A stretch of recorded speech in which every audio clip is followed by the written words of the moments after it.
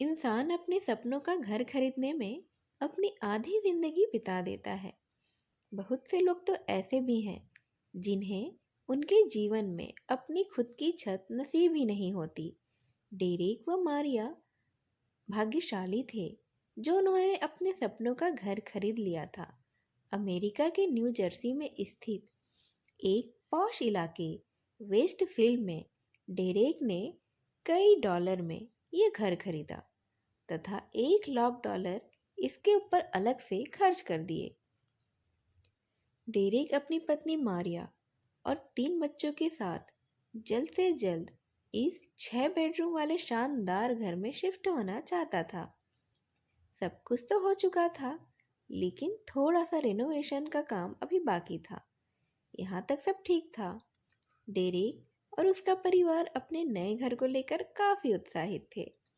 तभी डेरेक के साथ हुआ कुछ ऐसा जिसने उनकी रातों की नींद उड़ा दी। दरअसल डेरेक एक दिन जब अपने नए घर में पेंटिंग का काम देख रहा था, तभी उसे उसके लेटर बॉक्स से एक चिट्ठी मिली। चिट्ठी में सबसे पहले तो उन्हें नया घर खरीदने की बधाई दी गई थी। इसके बाद चिट्ठी लिखने वाले ने लिखा था कि इस घर पर नज़र रखी जा रही है।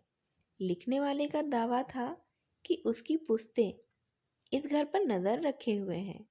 1920 के दशक से उसके दादा ने इस घर पर नज़र रखी, 1960 के बाद उसके पिता ने, और अब वो इस घर पर नज़र रखे हैं।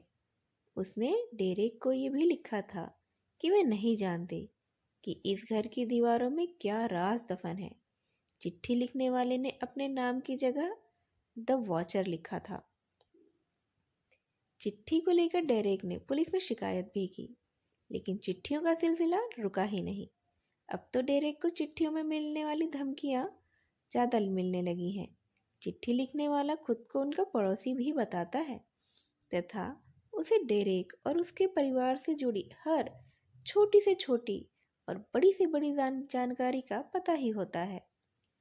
वह डेरेक के बच्चों को यंग ब्लड कहकर संबोधित करता था और धमकी देते हुए उसे उनका ख्याल रखने को कहता था। इन चिट्ठियों को लेकर काफ़ी छानबीन हुई, पड़ोसियों से पूछताछ की गई, और तो और डेरेक ने उस वॉचर का पता लगाने के लिए एक एक्स FBI ऑफिसर को प्राइवेट जासूस के तौर पर भी रखा। लेकिन इन सब से कुछ भी फायदा नहीं हुआ और अंत में हार कर डेरेक को ये घर घाटे में बेचना पड़ा। $14 लाख से ज़्यादा का घर उसने महज $9.5 लाख में बेच दिया। 2016 में आई एक horror mystery film the watcher इसी कहानी से प्रेरित है। फिल्म में एक शख्स को खुद का नाम दी रॉवेन बताता है। वह भी इसी तरह घर के मालिक को ही खत लिखता है।